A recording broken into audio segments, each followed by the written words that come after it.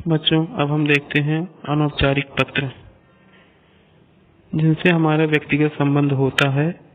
उनके साथ अनौपचारिक पत्राचार किया जाता है, इसलिए इन पत्रों में व्यक्तिगत सुख दुख का विवरण होता है।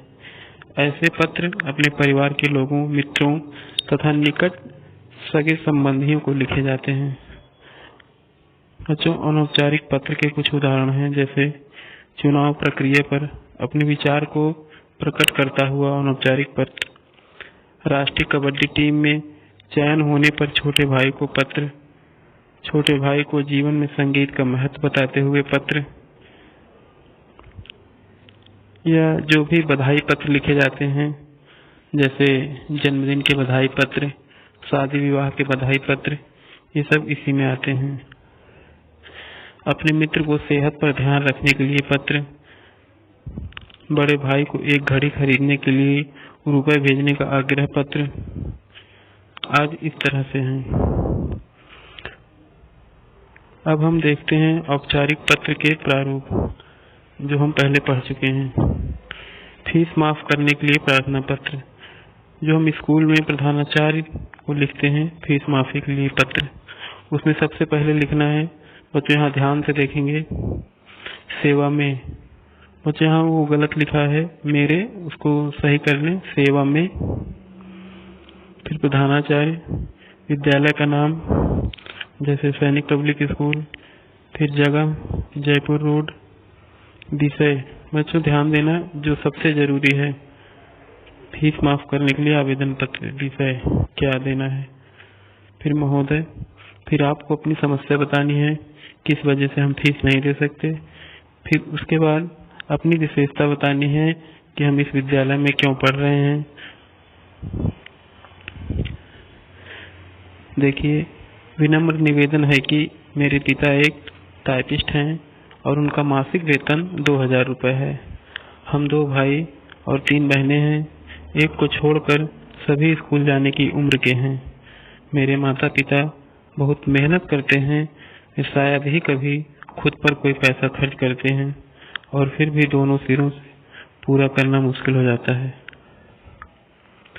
मेरे पिता मुझे शिक्षित करना चाहते हैं, लेकिन वह मुझ पर कोई पैसा खर्च करने में असमर्थ हैं, और उन्हें बहुत खेद है। मेरे माता पिता इस बात पर बहुत दुखी रहते हैं। अब बच्चों, अपने बारे में कुछ लिखना है। मैं पढ़ाई में अच्छा हूँ। मैं पिछली वार्षिक परीक्षा में अपनी कक्षा में 3रे स्थान पर रहा। मैं अपनी कक्षा से कभी अनुपस्थित नहीं रहता।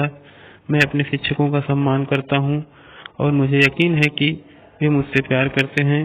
मैं स्कूल की सभी गतिविधियों में सक्रिय भाग लेता हूँ। मुझे उम्मीद है कि आप मेरी फीस माफ कर देंगे।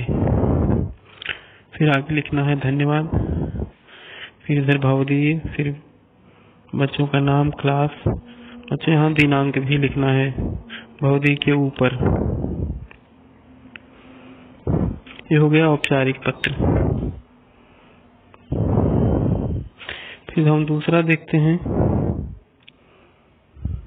अनौपचारिक पत्र का एक प्रारूप, जिसमें एक बड़ा भाई अपने छोटे भाई को राष्ट्रीय कबड्डी टीम में सेलेक्ट होने की बधाई देता है। छोटे भाई को पत्र, बड़ा भाई लिख रहा है। देखते हैं, सबसे पहले इसमें हमें पता लिखना होता है, एड्रेस।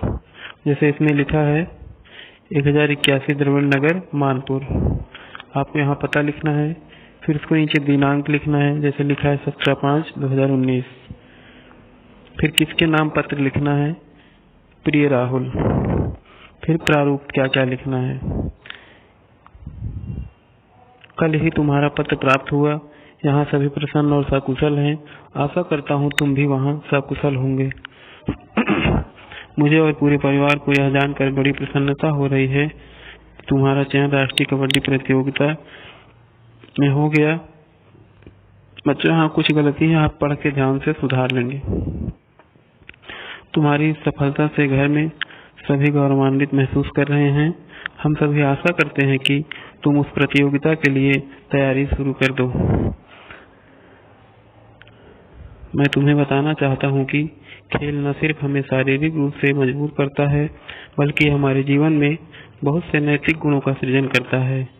आधुनिक युग में शिक्षा और खेल एक दूसरे के पर्याय हैं। दोनों एक ही सिक्के के दो पहलू हैं। एक के बिना दूसरी की कल्पना करना असंभव है।